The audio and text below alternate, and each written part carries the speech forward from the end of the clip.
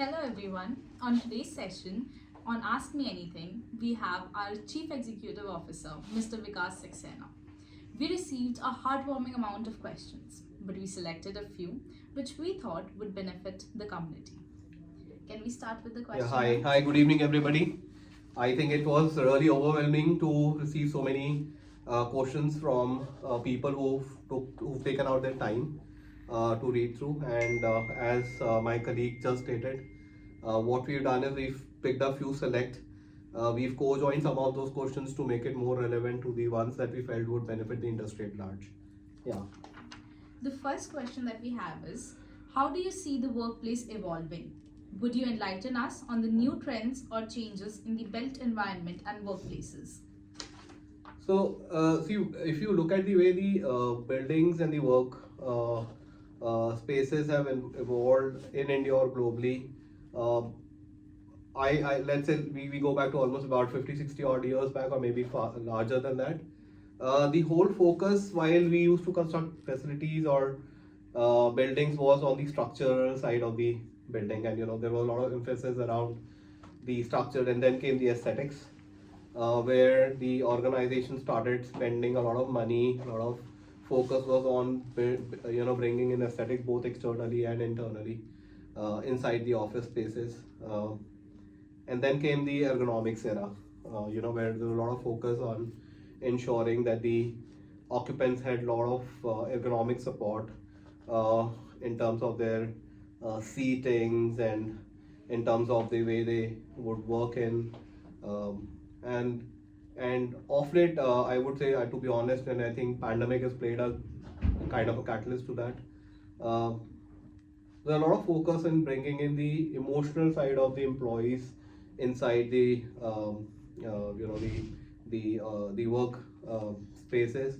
So off late, I think there's been a lot of focus trying to figure out of how the workspaces could be made better, could be made more productive, healthier, to positively impact the emotions of the occupants in a facility. And I believe what happened is that pandemic really changed the whole dynamic, both in terms of the ask from the occupants itself, because the occupants wanted to remain safe, since there was a huge wave which the globe saw through. And I think the advent of technology and the adaptation of digital technology also ensured that there's a lot of advancements that happened during those last 3, 4, 5 years, that the whole focus has shifted towards that. There's a lot of so the buildings, when they are being done now, you will witness there's a lot of focus on bringing in piece of environment, bringing in piece of digitization inside it. So there are a lot of biophilic facilities that are being constructed now. There are a lot of facilities which use the power of digital technologies, including IoT, to eliminate a lot of wastages in the processes, to ease the work,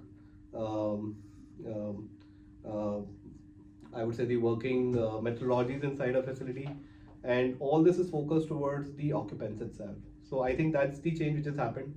And earlier the trend would be that the adaptation would start with the West leading the the trend, and then countries in the East, including India, catching up at a later date. So we would always have laggards, but I think now the trends are, I would not say reverse, but at least from a point of adaptation or from the point of inception, I think it's getting adapted and incepted across the globe at the same time. So that's where it is.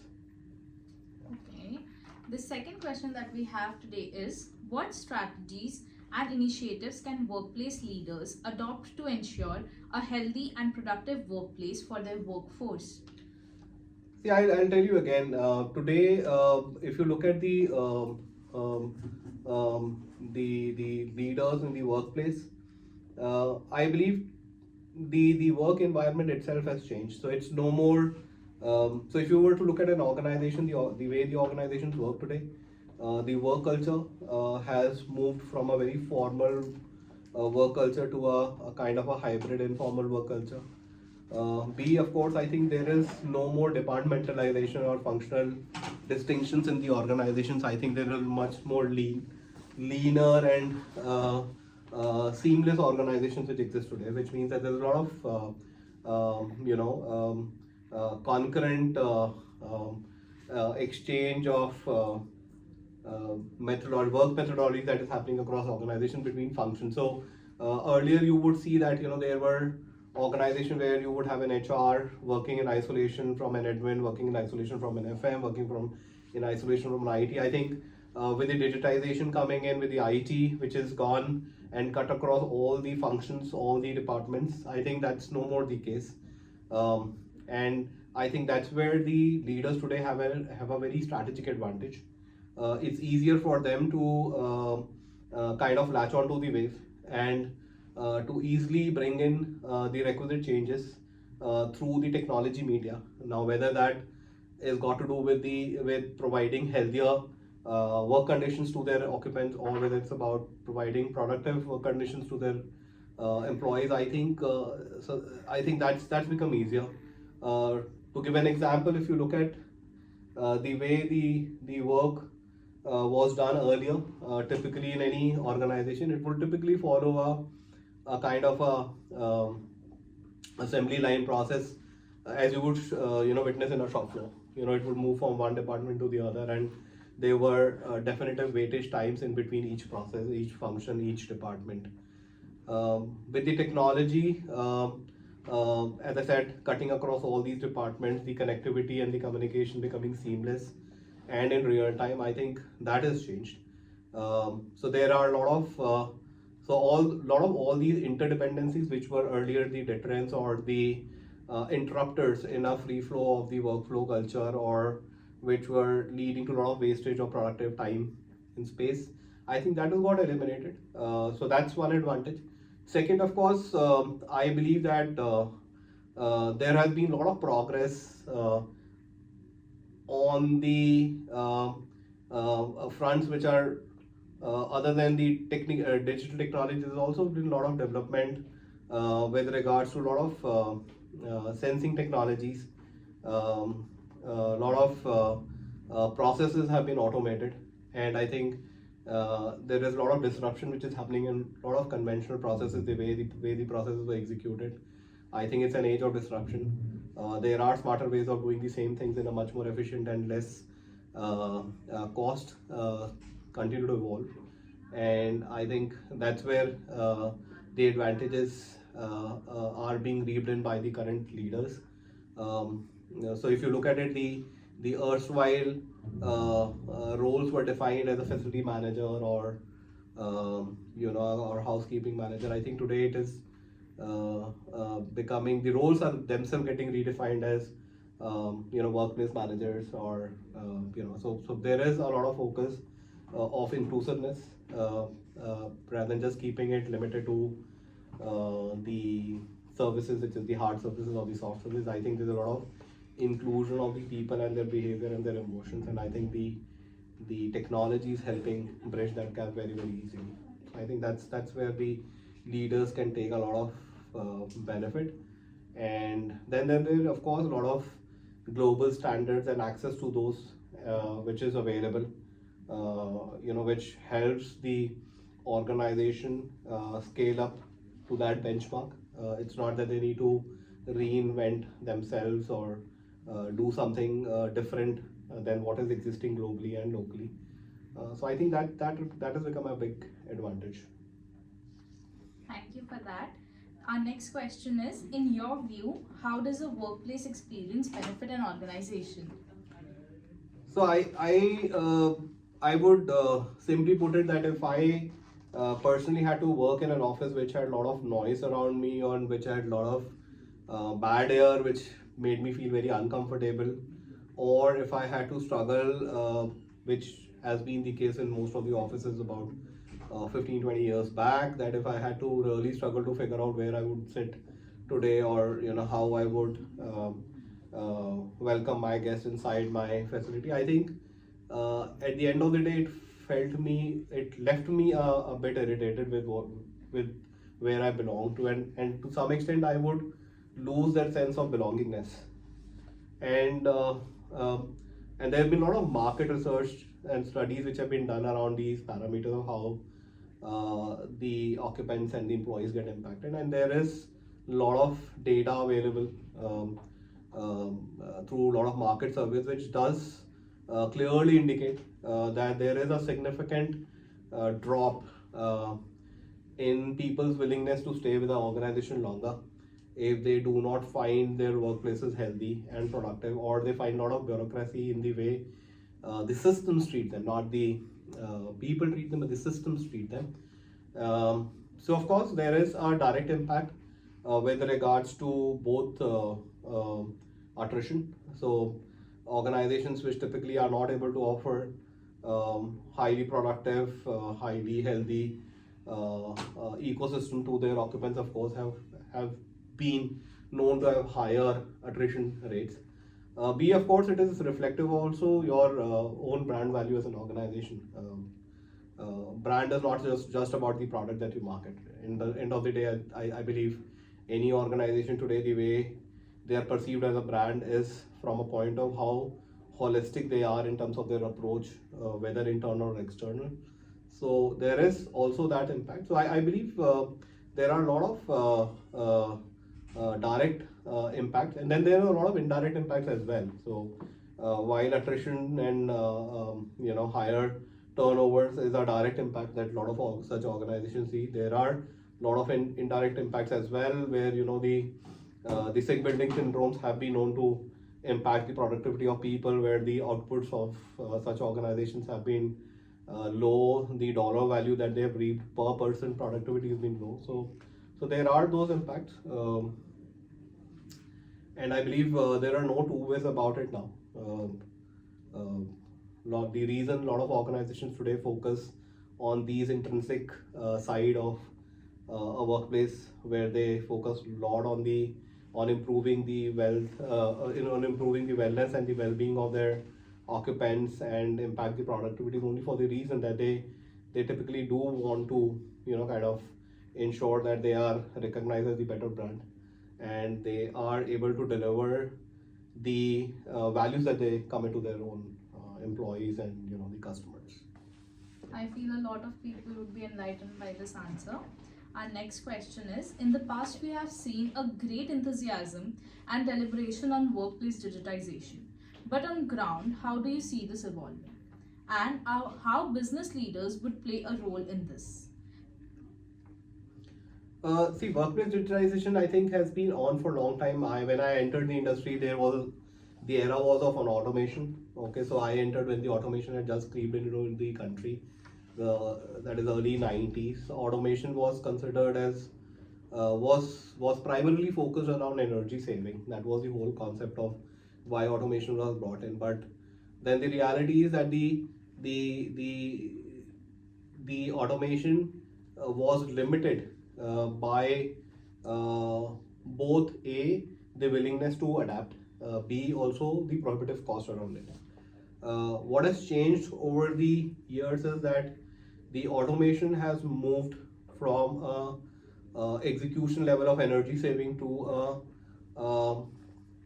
a level where it is fundamentally impacting the organizational deliver its business values. Okay, so it's gone much beyond the dollar saving itself. So it has got a lot of intangible and tangible benefits around it.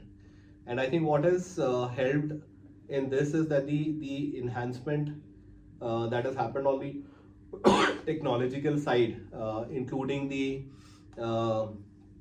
IT services that have really kind of cut across all the other MEP services, and most of the equipment today is available and can be seamlessly connected over the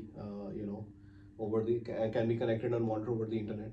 The advent on the cloud architectures, I think that all has helped both in terms of ensuring that the technology availability is available across to anyone and everyone. B, it remains as secure.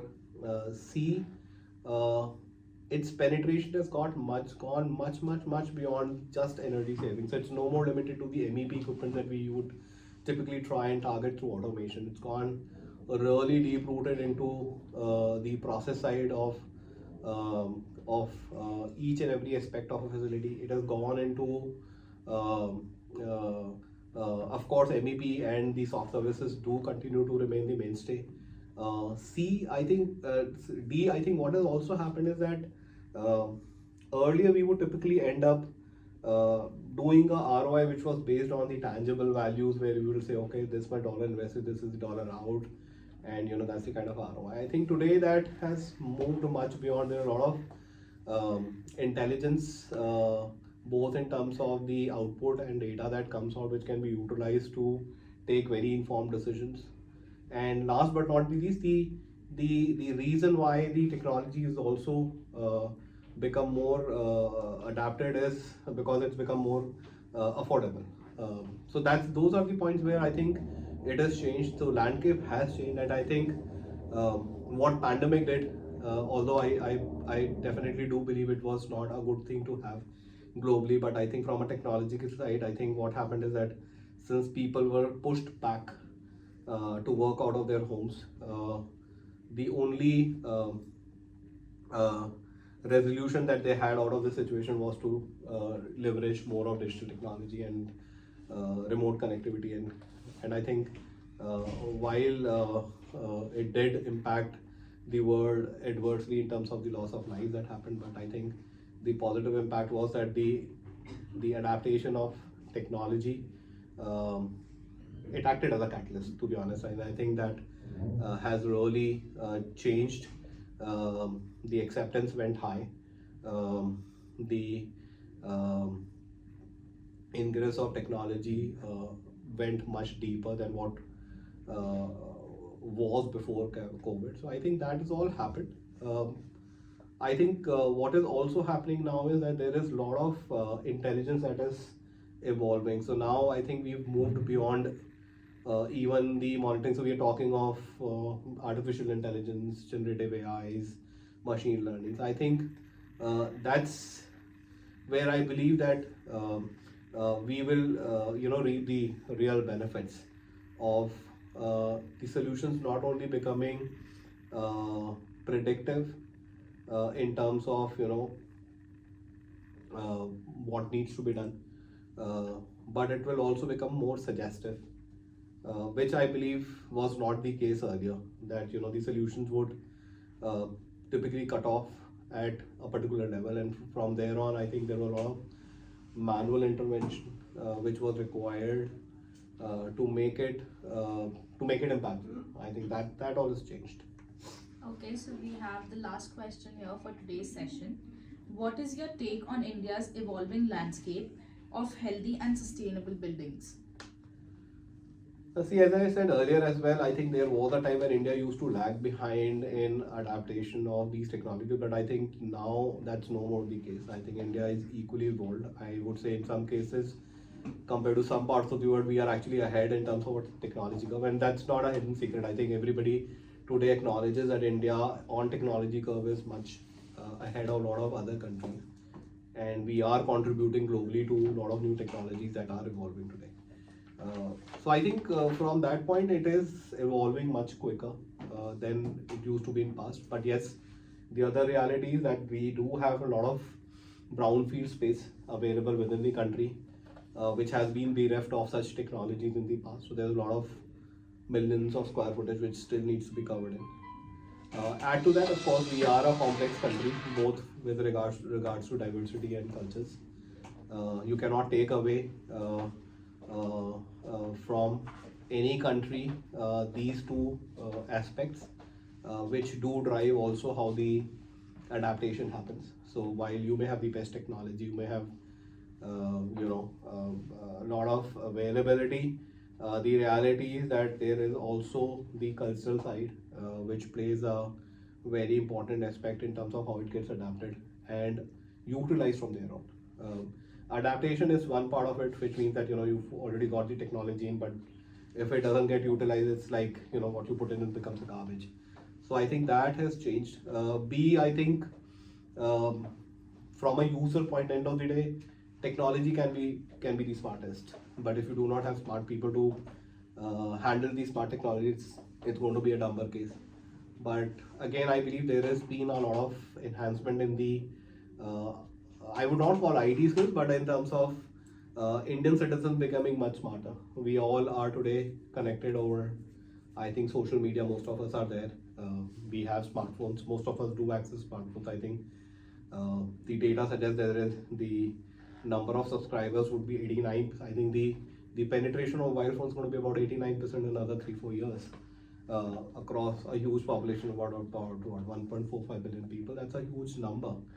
And when you look at the way the digital currency has taken over the transactions in India, I believe that gives a lot of confidence that the people in India are ready uh, to accept and adapt to the technology that is being brought into these facilities. So I think from that point, I think Indian landscape is ready. Of course, as I said earlier, there is a lot of landscape that still needs to be done with, because that's been there for a long time. And then of course there is a cultural aspect to it. I believe what is also helping today is the government. So there is a lot of regulatory compliances that are being brought in within India to ensure that there is a lot of ESG compliances now. That also is helping to some extent in ensuring that a lot of these practices do get driven within the facilities that are available. And then the governments have gone and committed to net zero carbon. So there are a lot of things which are happening. I think very, very promising. The India story looks very promising, and I think so for this global story. So yeah, that's where it is. Well, thank you so much, sir, for sharing your views with us today. That's it for today's session on Ask Me Anything. We'll be back another day with another topic and with our views on that topic. Thank you so much. Thank you.